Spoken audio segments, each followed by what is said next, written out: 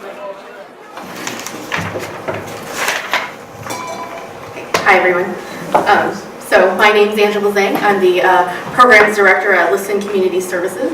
And so I kind of wanted to talk from like a little bit of a different angle about the energy burden, sort of from the social services side. I have to admit that I'm pretty new to the world of energy, and I've learned so much today, so this is really exciting. But basically, one of our largest programs at Listen Community Services, which most people probably know because of our thrift stores, right? Anyways, one of our largest programs is heating helpers. And so we help low-income families about once a year with fuel or electric concerns that they have. We fund up to $400 to help prevent disconnection or order minimum fuel delivery or what have you. So this is one of our largest programs at Listen. Last year we helped over 300 families with fuel assistance and electric assistance. And we also do a lot of referrals to the nonprofits in the area that, such as Tri-County CAP and SEVCA, Southeastern Vermont Community Action, to help people get access to state fuel assistance. So we have a lot of contact with people who are struggling with the energy burden. And this winter was incredibly tough for a lot of people people who didn't expect to need to order 2 or 3 more fuel deliveries than they thought they would. And so it's just, we outspent our previous year by about 40%, which was wild. And so, we've come into contact with so many people, and as we hear about their stories and stuff, then we start learning about some of the nitty-gritty of what they're going through. And so I'll share one example of something just really funky that we came into contact with. So there's one lady who I met.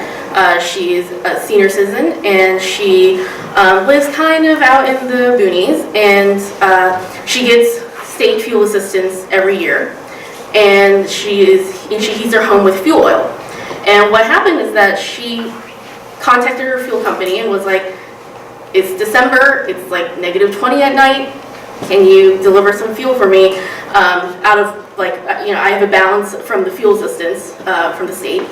Can I get some fuel?" And so they said yes. They delivered, and then they padlocked her tank. She had used maybe about 5% of it. They padlocked it. And they said, "We won't unlock it for you until you have paid back your back balance that you owe," which is a separate stream of money. She gets the state fuel assistance, and then she has her own personal back balance. So they were using and holding hostage her fuel tank in the middle of December in order to force her to pay back her balance from fuel that the state had paid for, specifically for the purpose of making sure she stays warm. So we were working with her, trying to see what can we do? It was very urgent. She's like, my pipes are gonna freeze, and then I don't know what I can do after that. She doesn't really have family she can stay with in the area. And eventually we were able to get her fuel tank unlocked, but only after we paid a special $140 reconnection unlocking fee on top of her back balance. And that just gets her access to the fuel that is already sitting next to her house. And this was December, so she still has 5 more months to go. So we wound up paying over $600 just to unlock that tank. And so, this is just one thing. It happens to be one of the ones that I recall off the top of my head, but it's certainly not unique. And so I was in a meeting with some other service providers, so from the Upper Valley Haven, and so we got to chatting with their service coordinator, saying "Hey, are you noticing any weird stuff going on? Just really random fees being charged, or prices being quoted that are different from what it was before? What's going on?" So we started a group called the Energy Advocacy Council, EAC.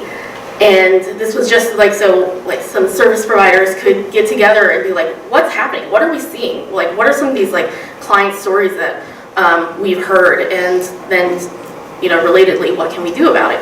And so this group is like super brand new. We've actually only met twice. We started in March. Our next meeting is next week.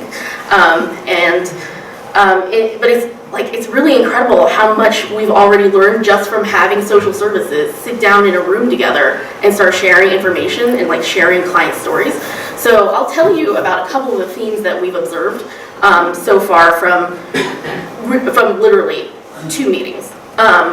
So one of them is, like I mentioned, fuel assistance being held hostage, but then there's also this broader problem of fuel assistance is wonderful. It is so amazing for the people who have access to it, but the problem is the application can be very daunting. It's 10 pages long, and if you make even $50 more than the monthly allotted income, then you don't qualify for it. And there's even stuff like if you got 3 paychecks in the last month because there are 5 weeks, then you don't qualify for emergency fuel.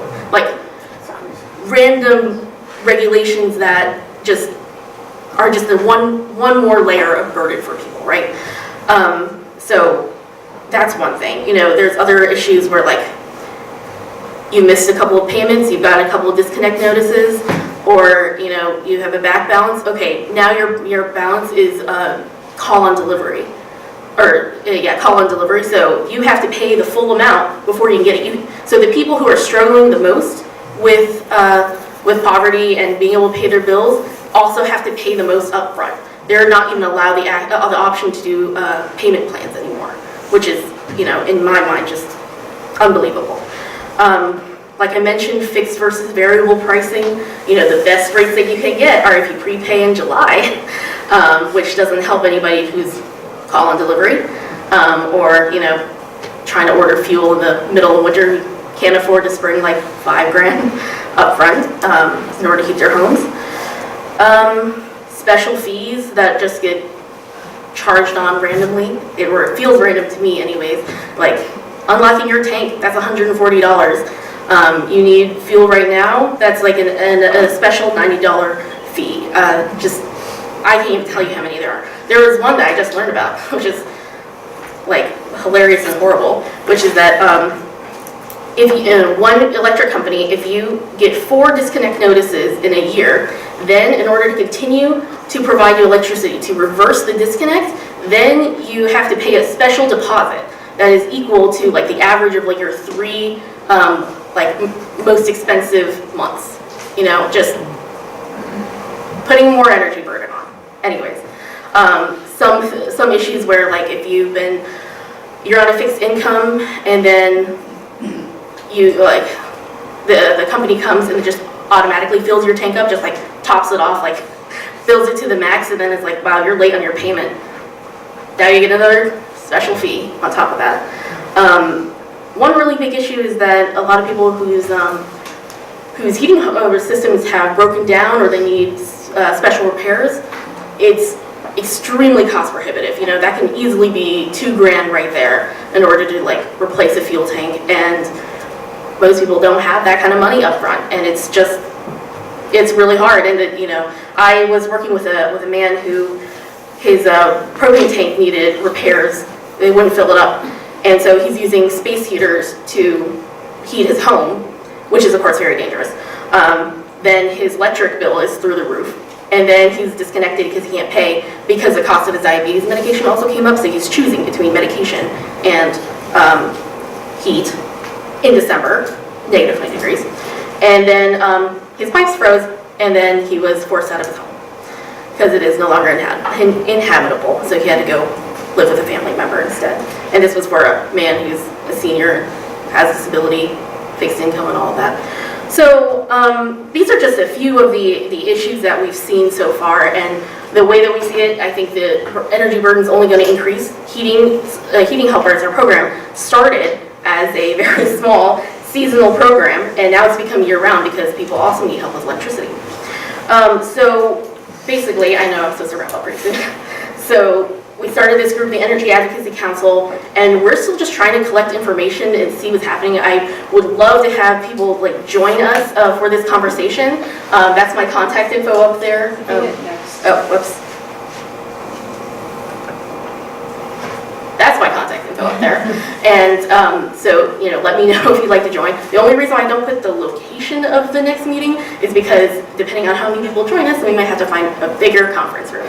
So, you know, I'm really open to finding ways that we can collaborate. I'm like so thrilled that there's so much work being done on weatherization and solarization to reduce energy costs. And, you know, some of our goals at the EAC that we've identified so far are forming a resource guide in order to help like consumers be more informed about like their options, especially with regards to like recourse on like how to hold companies accountable for not following regulations. And another thing that we've talked about is like potentially setting up a microloan program that is, you know, for people who need like repairs on their heating system that they wouldn't be able to afford otherwise. And like as agencies, like we're not quite set up in order to be able to administer loans, but we think that would be a really great thing. So anyways, that's my piece. Please let me know if you're interested and or other questions.